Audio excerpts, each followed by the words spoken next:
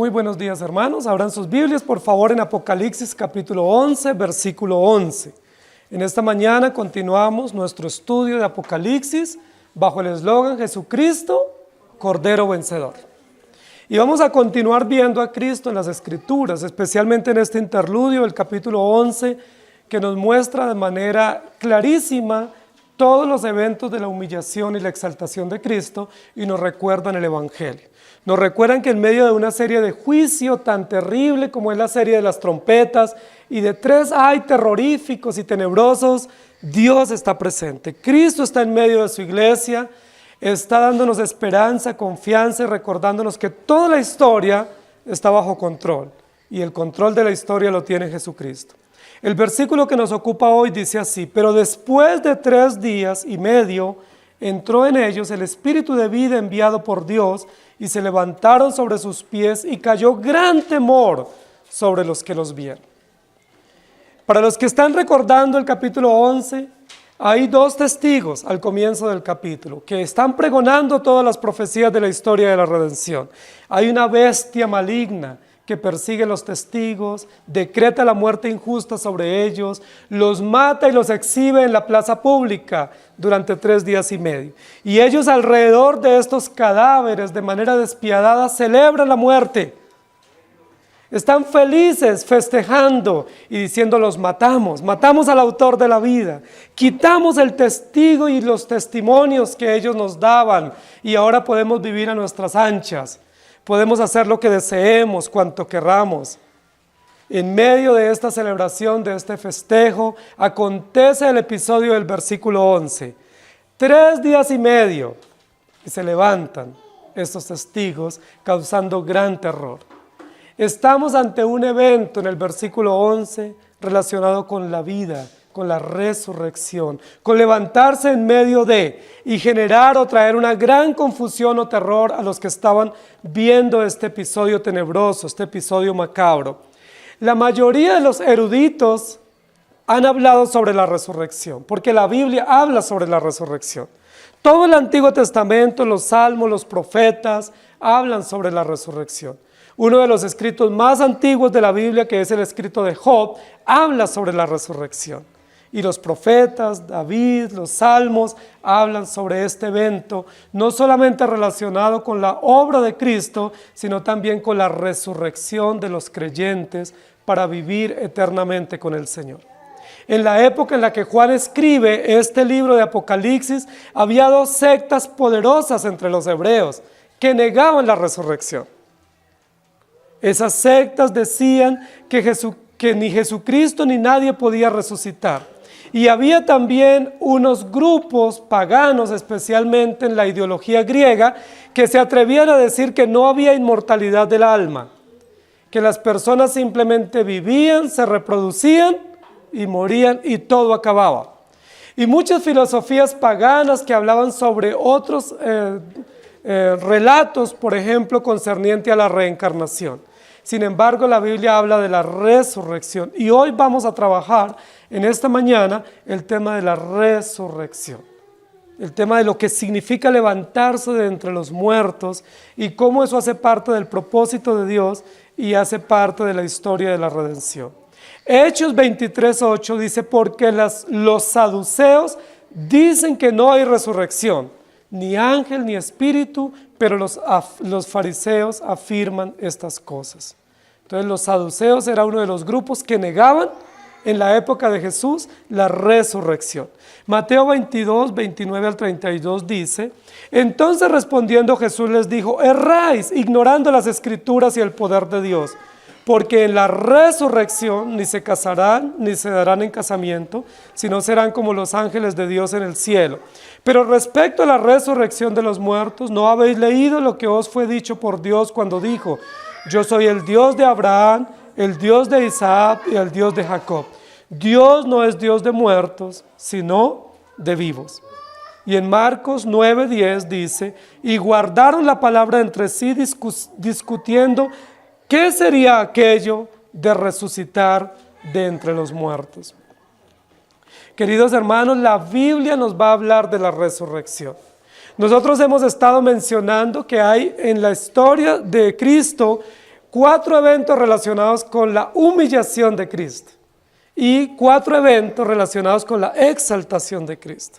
En la primera parte del capítulo 11 vimos los eventos relacionados con la humillación, la encarnación, el sufrimiento, la muerte y la sepultura.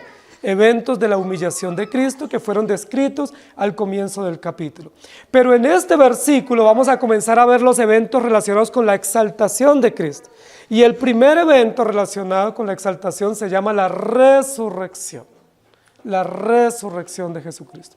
La mayoría de los biblistas que dicen que estos 2 testigos son Moisés y Elías están enfrentados a un dilema.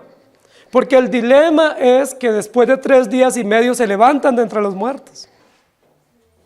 Y ellos están en un dilema porque no saben cómo explicar este texto.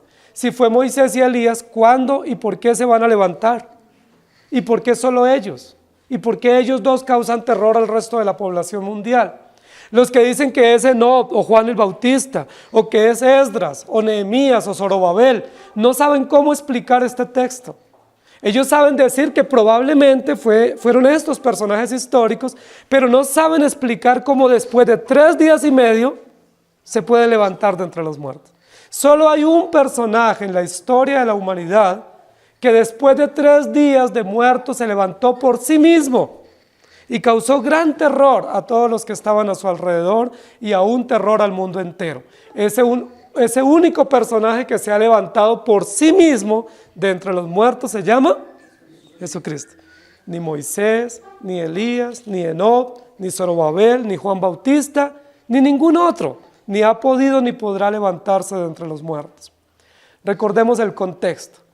La población mundial, lenguas, pueblos, tribus y naciones están festejando la muerte de este testigo, de Jesucristo, el fiel y verdadero. Están felices celebrando, no caben de la dicha. Matamos al autor de la vida. Pero el versículo que nos ocupa hoy comienza con un adverbio interesante de transición, un adverbio de circunstancia, pero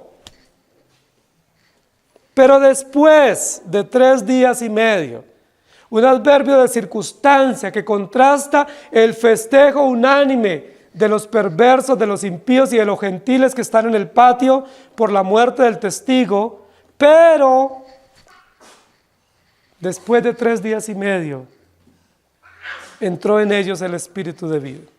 Por eso el título de nuestra enseñanza hoy es "Terminó la fiesta", porque ellos estaban felices festejando.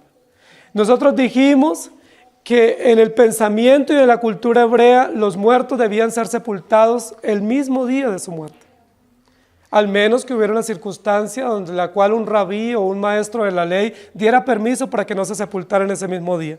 Pero generalmente los muertos debían ser sepultados el mismo día, por respeto y también por higiene. Pero en este caso, dice la Biblia, hay 3 días y medio y todavía están festejando con la memoria de aquel que fue muerto y fue puesto en la cruz del Calvario, exhibido públicamente. Al tercer día, o después del tercer día, era imposible que un muerto se levantara. Por eso Lázaro fue resucitado al 4.º día, que estaba en alto grado de descomposición. Aquí dice el texto que este testigo o estos cadáveres que representan al único testigo que es Jesucristo, superó los 3 días de muerto. Está 3 días y medio, casi 4, muerto. Es decir, es imposible humanamente que un cadáver o un muerto después de 3 días y medio, como dice aquí el texto, se levante. Pero esta transición, esta circunstancia nos va a mostrar que lo que es imposible para los hombres es posible para Dios. Terminó la fiesta. Y lo primero que nos va a decir aquí el texto es: Él vive. El mundo celebra la muerte. El mundo vive en una cultura de muerte, en una cultura de no esperanza, de celebrar la muerte y la confusión y la oscuridad. Pero nosotros proponemos y pregonamos la vida. Lo primero que vamos a decir en esta mañana es una gran afirmación. ¿Cómo termina la fiesta? La fiesta termina con una gran afirmación. Y la afirmación es: Él vive. Cualquier fiesta del hombre en medio de su oscuridad, de su hedonismo, de su confusión y perversión, termina con una gran afirmación, y es: Él vive.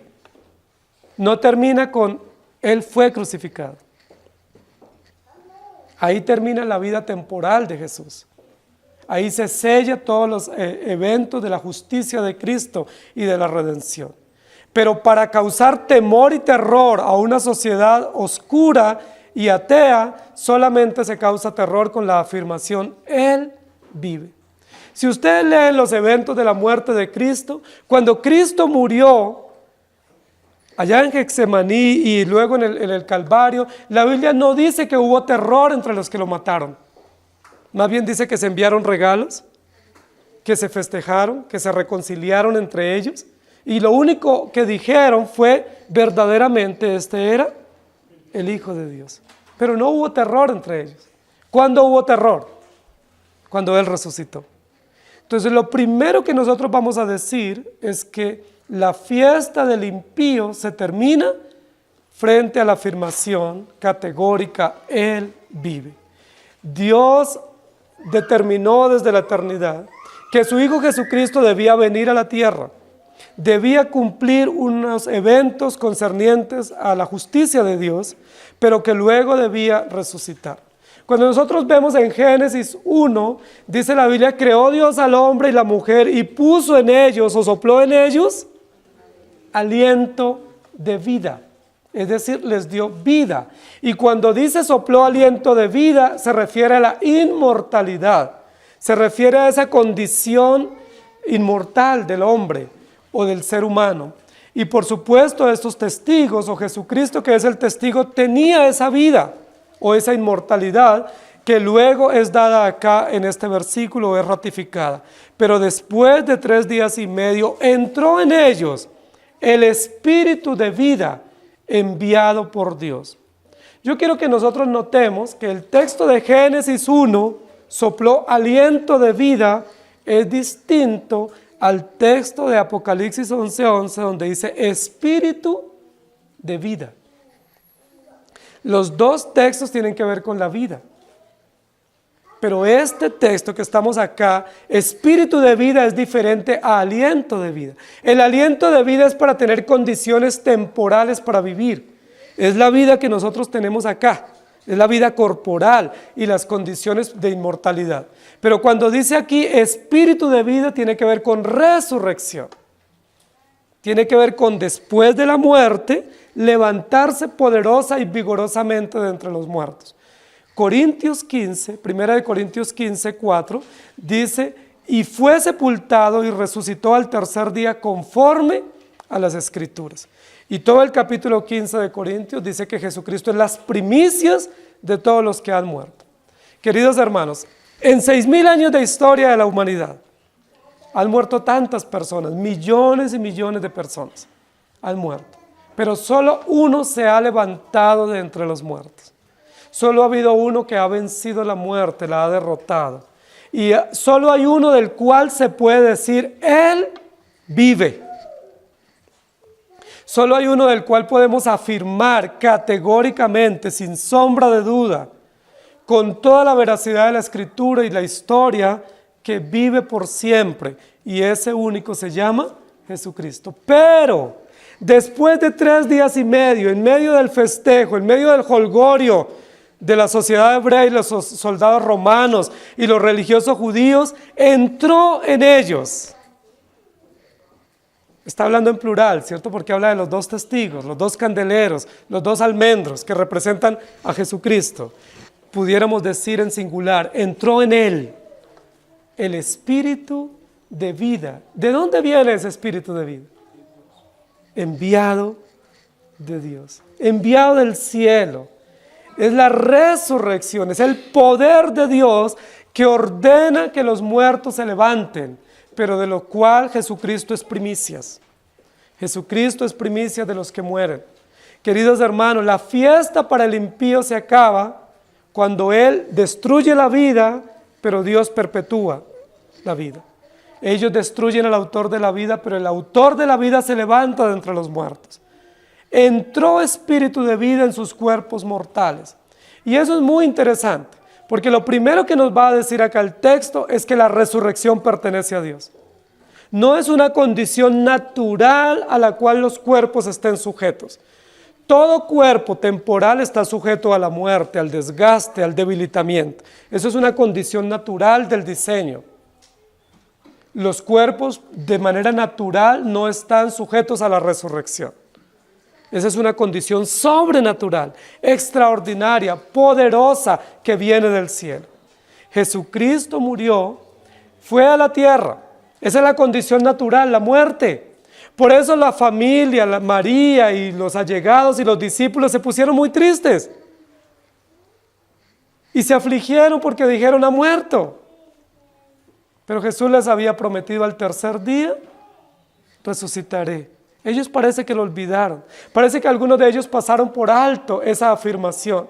Parece que ellos estaban un poco resignados a estar sin Él. Por eso Jesús, cuando está con los caminantes a Emaús después de la resurrección, dice que ellos estaban muy tristes. Y Jesús les comentó y les dijo: erráis porque ignoráis las Escrituras y olvidáis el poder de Dios.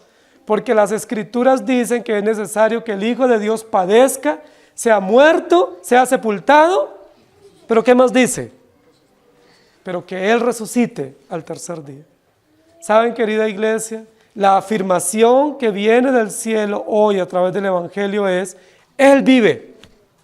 Es una afirmación, no es una interrogación, no es una exclamación para el creyente. Para el creyente es una afirmación categórica, sin sombra de duda. ¿Por qué tú y yo estamos aquí? Porque Él vive. ¿Por qué tú y yo podemos enfrentar un nuevo año? Porque Él vive. ¿Por qué tú y yo tenemos esperanza, tanto en la vida como en la muerte? Porque Él vive. Es una afirmación. Es una verdad absoluta, sin sombra de duda. Que el Rey de Reyes, el Señor de Señores, el Salvador del mundo, el único mediador entre Dios y los hombres, dio su vida para perdonarnos, pero se levantó de entre los muertos para hacernos más que vencedores. Ahí se acaba la fiesta para el impío. Ahí se acaba la fiesta para el incrédulo, para el ateo, para el gentil que está en el patio y oye la verdad, porque él no tiene pruebas como refutar la resurrección. Él no puede refutar la vida y no puede ir contra ella. El texto dice: entró en ellos. Y me gusta que miremos las verdades gramaticales del texto, porque ahí no dice posiblemente, quizás, pareció, es probable, ¿sí? Que eso es lo que dice el relativismo y es lo que dice nuestra mente incrédula. ¿Sí? Es probable, quizás, eso dicen. No, entró. Un verbo activo, un activo constante, un verbo categórico que indica la veracidad del poder de Dios para levantar a Jesucristo de entre los muertos. No tuvieron vergüenza de matarlo. No tuvieron remordimiento de matarlo. No tuvieron respeto de darle cristiana sepultura. Celebran como si no hubiera acontecido nada, como si hubieran eliminado al autor de la vida y ellos pudieran a sus anchas vivir sin tener que dar cuentas. Pero el texto dice: entró el Espíritu de vida enviado por Dios y la fiesta terminó. Porque ante la resurrección de Cristo ya no hay nada más que hacer. Él vive y por vivir Él denuncia nuestras acciones, juzga nuestras condiciones y da premio a sus hijos. Juan 2:22 dice: por tanto, cuando resucitó de entre los muertos, sus discípulos se acordaron que había dicho esto y creyeron la Escritura y la palabra que Jesús había dicho. Lo habían olvidado en 3 días.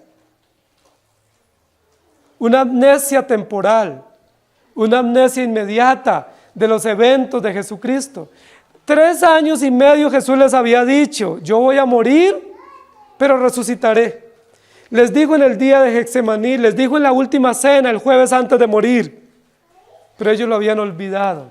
Y ya el domingo, ellos no reconocían que Jesús iba a resucitar. Pero se acordaron cuando le vieron.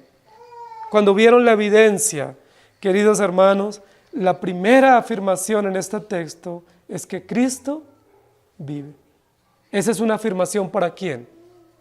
Para nosotros. Es una afirmación para el creyente que atestigua el carácter de Dios, su poder, su soberanía, su fidelidad, su veracidad. No es una exclamación. Pero queridos hermanos, en segundo lugar, dice, se levantaron sobre sus pies. Y llama mucho la atención que no solamente diga el texto que entró el espíritu de vida, es decir, fueron incorporados o hubo resurrección por el poder sobrenatural de Dios, sino que añada una nota aclaratoria y una nota que diga, y se levantaron sobre sus pies, es decir, fueron vistos. Es decir, la resurrección fue un hecho real. La mayoría de personas, especialmente con pensamiento gnóstico o espiritualista o idealista, dicen que la resurrección fue espiritual. Es decir, que sí hubo una resurrección del alma, que hubo una resurrección espiritual, que hubo una resurrección verdadera, pero no física, no corporal, no visible, no tangible. Cuando la Biblia dice, se levantaron sobre sus pies, ¿qué es lo que está diciendo? ¿Que la resurrección fue un hecho espiritual o fue un hecho real? Fue un hecho físico, corporal, que se pudo comprobar, que se pudo tener evidencia, que se pudo tocar, que se pudo palpar. Ahora, si la resurrección fue un hecho corporal, ¿la muerte cómo fue? ¿Fue espiritual? ¿Fue un desdoblamiento? ¿Fue un desmayo? ¿Fue un entrar en coma? ¿O la muerte también fue real? Si la resurrección es real, corporal, eso indica que la muerte también fue literal, fue real. Jesucristo murió, no se desmayó.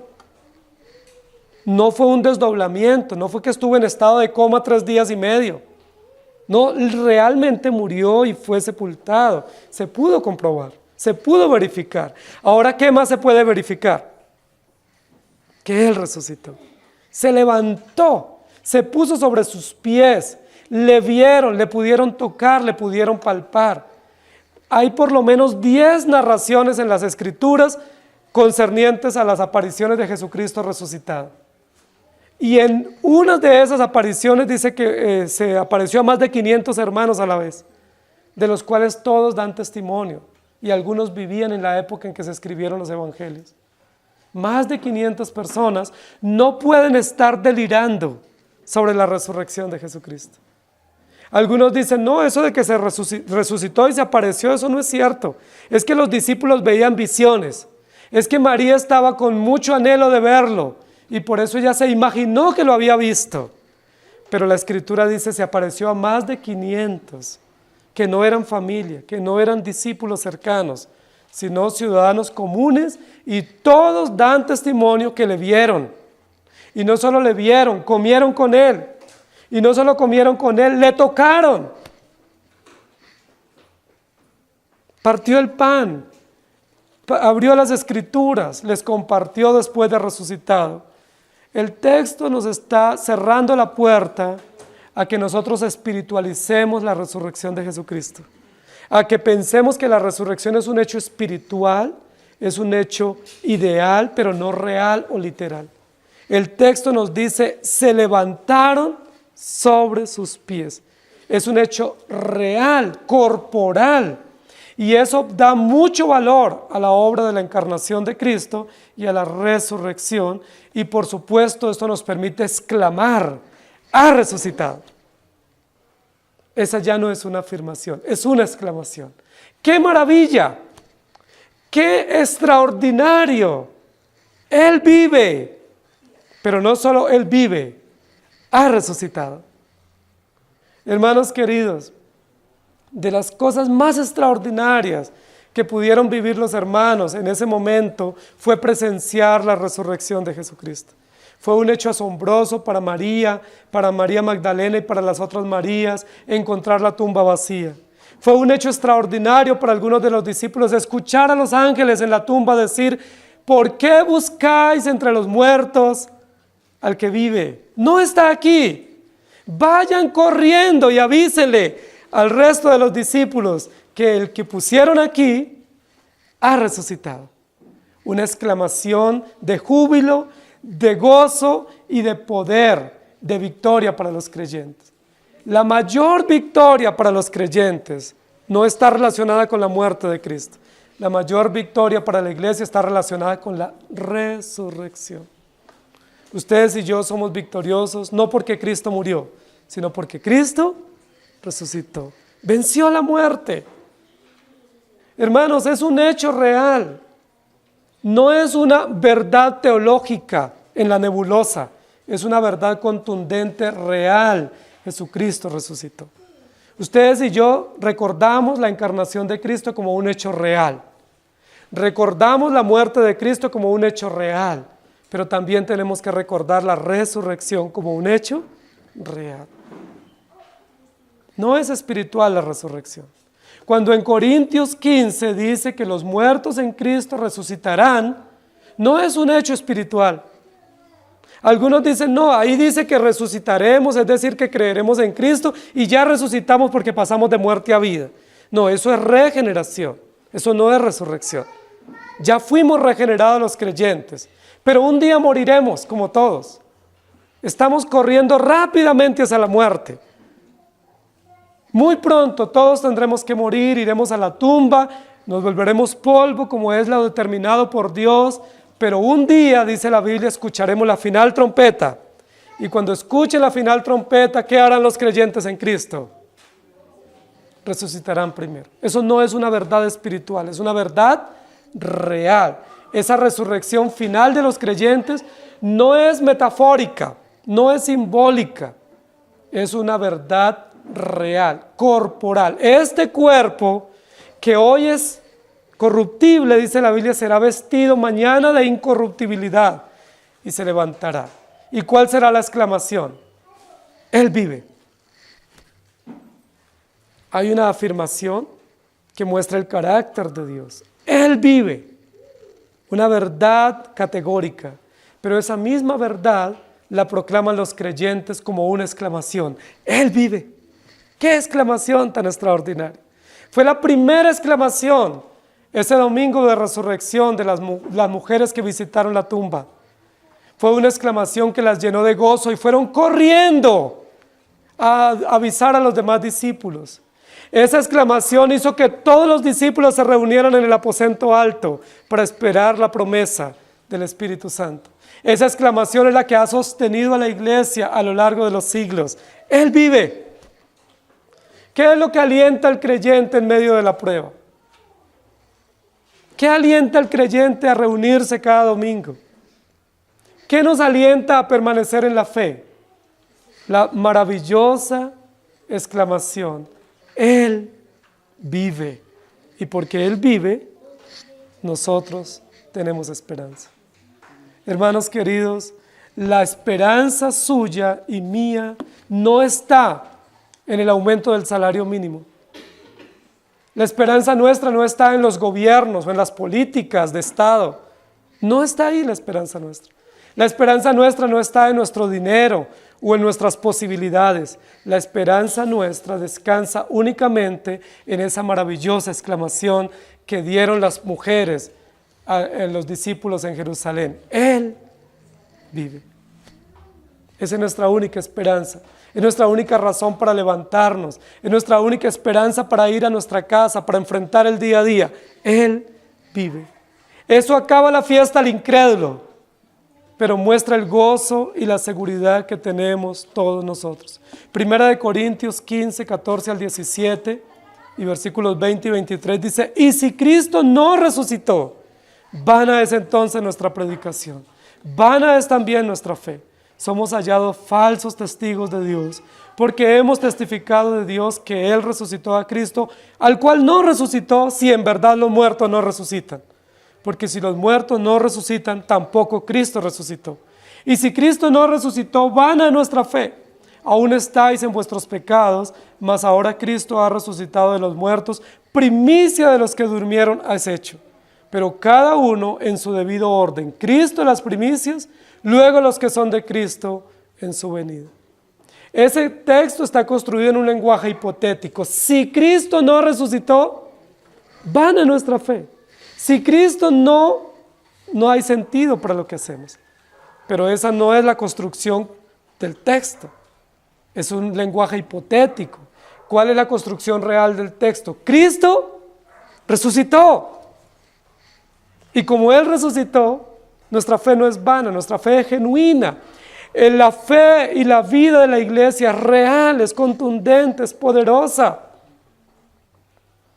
Queridos hermanos, no cifren sus esperanzas en este mundo, porque este mundo pasa y sus deseos, pero el que hace la voluntad de Dios permanece para siempre. ¿Saben quién fue el que dijo todo es vanidad? No lo dijo un agnóstico, no lo dijo un ateo, un existencialista ni un filósofo. Lo dijo el predicador. El predicador, el sabio predicador dijo, inspirado por el Espíritu Santo, vanidad de vanidades, todo es vanidad. Si lo hubiera dicho un agnóstico, diríamos es que él lo dice porque no tiene una creencia segura.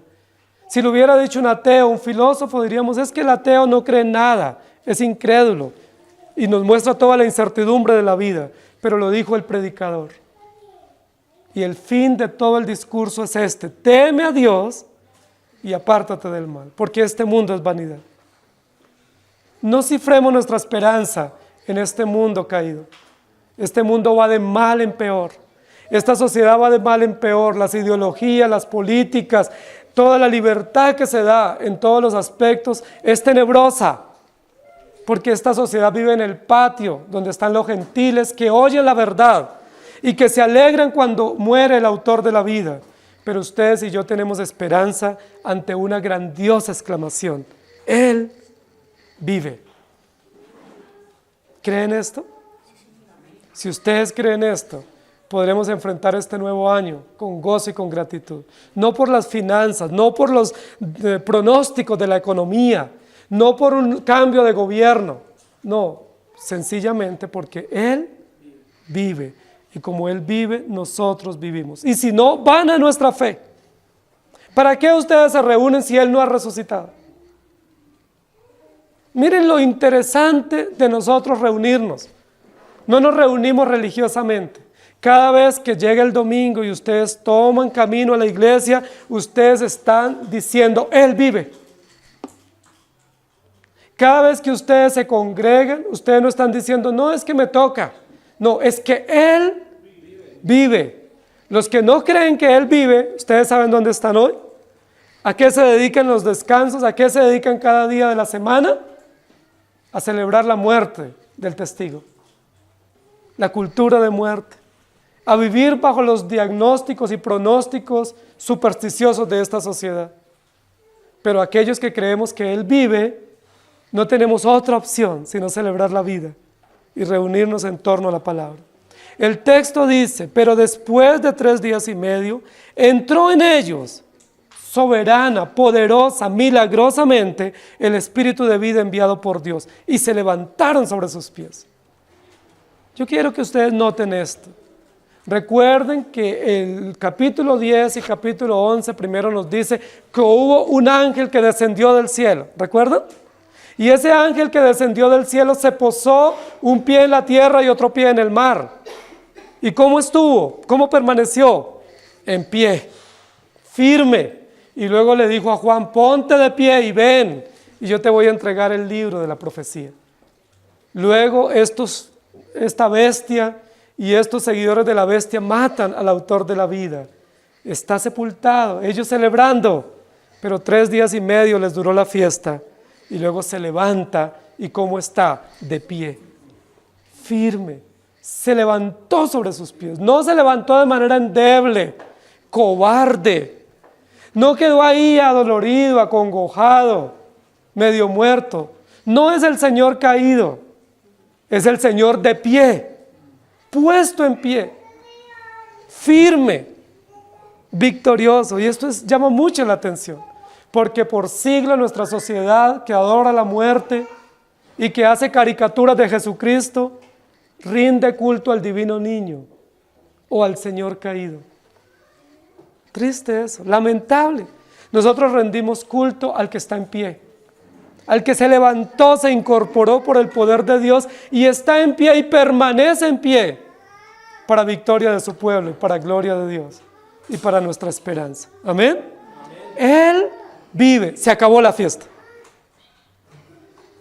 En tercer lugar, el texto dice, y cayó gran temor sobre los que lo vieron.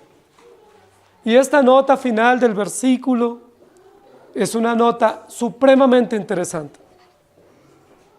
Porque si ustedes recuerdan, en los capítulos anteriores, en el desarrollo de las 6 trompetas anteriores, la gente nunca tuvo temor. ¿Se acuerdan que fueron devastadas las aguas, devastada la tierra, la salud, la vida?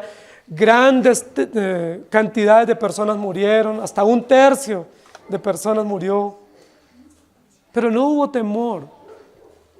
¿Qué es lo único que puede causar temor al incrédulo o al gentil que está en el patio? La resurrección de Jesucristo. No hay otro evento, no hay otro episodio.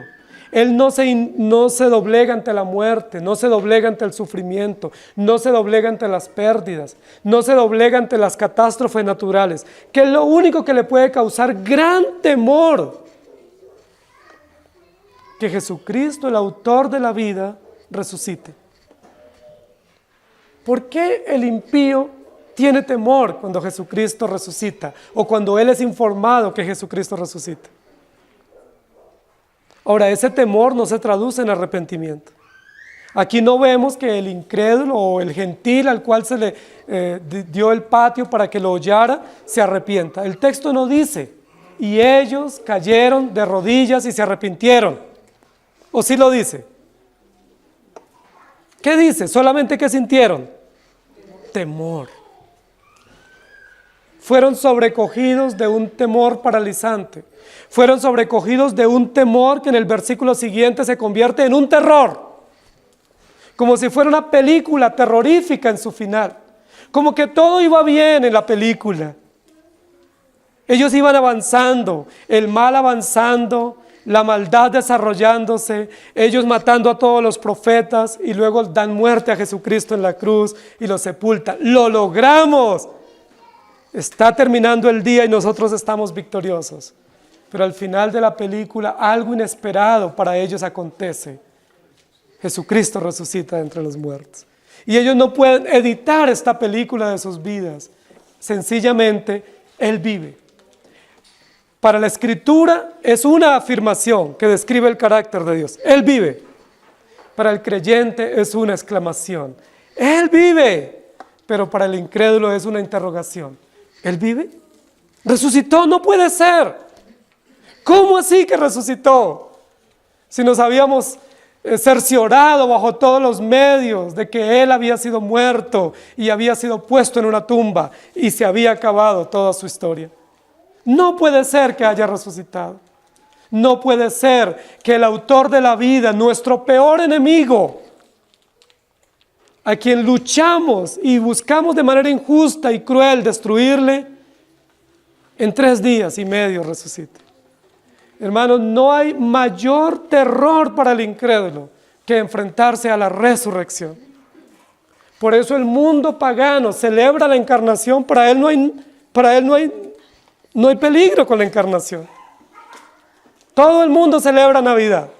¿No les parece una fiesta universal? ¿Por qué la celebran? Porque no hay nada para ellos difícil para ellos. El mundo en su mayoría celebra la muerte. Hace una apología a la muerte de Jesús. Pero ¿quién celebra la resurrección? Solo los creyentes celebramos la resurrección, recordamos, reconocemos, nos gozamos por la resurrección. ¿Por qué? Porque es la verdad extraordinaria del Evangelio que causa temor a los incrédulos. A ellos no les causa temor la encarnación, la celebran. A ellos no les causa temor la muerte, la celebran. ¿Qué le causa temor al incrédulo? Que Cristo resucite. Miren que cuando Cristo fue encarnado en Belén, allá y nació en Belén, la Biblia no dice que los soldados romanos ni los religiosos se pusieron de acuerdo para pagar diciendo que no había nacido. No hubo una falsa noticia, no hubo un titular diferente. Cuando Jesucristo murió tampoco hubo un titular diciendo no, Él no ha muerto. Pero cuando resucitó, ¿se acuerda que le pagaron a los soldados? y le dijeron, digan que Él no resucitó, que su cuerpo fue robado, que no ha resucitado, y se difundió por todo Jerusalén y Judea la noticia de que no, Él no resucitó. No, eso no es cierto. Se robaron el cuerpo, hicieron el cambiazo, pero Jesús no. Queridos hermanos, la verdad más extraordinaria del pueblo cristiano y de la fe cristiana es que Jesucristo ha resucitado. Tan extraordinaria que los creyentes del primer siglo de esta era comenzaron a congregarse los domingos, comenzaron a celebrar la resurrección, comenzaron a ir todos los domingos a las sinagogas a celebrar ese evento extraordinario que transforma la fe del creyente, dándole sentido. ¿Por qué? Porque Él vive. Pero el incrédulo no puede afirmar eso. El incrédulo no puede exclamar eso. El incrédulo solamente puede preguntar, ¿Él vive? No puede ser. Nosotros lo matamos, lo vimos. La Biblia lo que va a decir es que todos los que vieron tuvieron gran temor. Y recuerden que según el texto anterior, los que vieron este evento fue personas de todas las lenguas, de todas las tribus, de todos los pueblos y de todas las naciones. Y ellos no pueden dar crédito que Jesús resucitó. Nunca nadie ha resucitado. Ellos habían matado a Elías y no lograron que Elías resucitara. El gran profeta que se opuso a Acab y Jezabel. Ellos lograron ver la muerte de Moisés y no lograron ver su resurrección. Moisés, que se enfrentó al egipcio más poderoso y politeísta del mundo. Ellos lograron matar a Isaías, a Jeremías, a Amós, a todos los profetas, aún a Juan Bautista, y ninguno resucitó. Lo estamos logrando. Hagamos fiesta. Ahora matan a Jesús, el único que les faltaba. Y por eso la fiesta se intensificó. Pero cuando resucitan, ellos no pueden dar crédito. No puede ser. Y la expresión aquí encomillada es, cayó gran temor. ¿De dónde cayó ese temor? Del mismo cielo de donde cayó este profeta o este testigo verdadero. Ese temor viene de Dios. No es un temor que surge espontáneamente. No es el temor de las fobias que uno tiene a una cosa o a un animal. No es una fobia natural, biológica, anatómica de nuestra existencia temporal. No es un temor pasajero o subjetivo. Es un temor que cae, que desciende, que invade desde el mismo cielo de donde cae el poder de Dios que resucitó a Jesús. Cae un temor que paraliza al mundo entero. Por eso el mundo hoy niega la resurrección. Ellos no niegan la encarnación. Ellos no niegan la crucifixión. ¿Saben qué niegan? Que Jesucristo resucitó. Por eso el mundo dice, no, sí, Jesús existió, pero fue un profeta como Buda, como Mahoma, como Confucio. Qué confundidos están. No, Jesucristo no fue como ninguno de ellos. Jesucristo no tiene nada que ver con esos grandes filósofos e historiadores o existencialistas. Jesucristo es el Hijo de Dios que descendió del cielo y vivió realmente acá en la tierra, murió corporalmente, pero se levantó de entre los muertos. Y Él vive. Gran temor cayó sobre los que los vieron. Queridos hermanos, si usted cuando va a evangelizar o a compartir de Cristo, solo habla de la encarnación y solo habla de la crucifixión, usted no está presentando el mensaje completo. Y probablemente las personas van a aceptar ese mensaje sin ningún reparo. Pero cuando usted hable de la resurrección, ahí pone la gran diferencia en el mensaje. Porque Jesucristo resucitó. Él vive. Terminó con la fiesta de los incrédulos. ¿Por qué termina con el incrédulo? ¿Por qué le termina su fiesta? ¿Cuál es el terror del incrédulo cuando Jesucristo resucitó? A ellos no les aterroriza que Jesucristo resucite. A ellos les aterroriza que al Jesucristo resucitar los va a juzgar. Sus hechos no van a quedar impunes. La crueldad y la maldad de su corazón no va a ser pasada por alto. No es cierto que con la muerte terminan las cosas. Comamos y bebamos. No es cierto que a uno solo le queda lo que come y lo que goza. No es cierto. Nosotros moriremos, pero resucitaremos y tendremos que dar cuentas a nuestro Dios. No es cierto que vivamos a nuestras anchas y disfrutemos todo lo que nos venga a la mano. Porque el sabio Salomón en el escrito de Eclesiastés dice, haga todo eso, pero sepa que de todas esas cosas te juzgará Dios. ¿Usted quiere pararse en la cabeza hoy? Hágalo. Libre, salga al patio, revuélquese como quiera. Haga lo que quiera, no hay límites. No tenga temor de nadie, pero sepa que Él resucitó. Y como Él resucitó el día que usted muera, usted resucitará después también. ¿Para qué?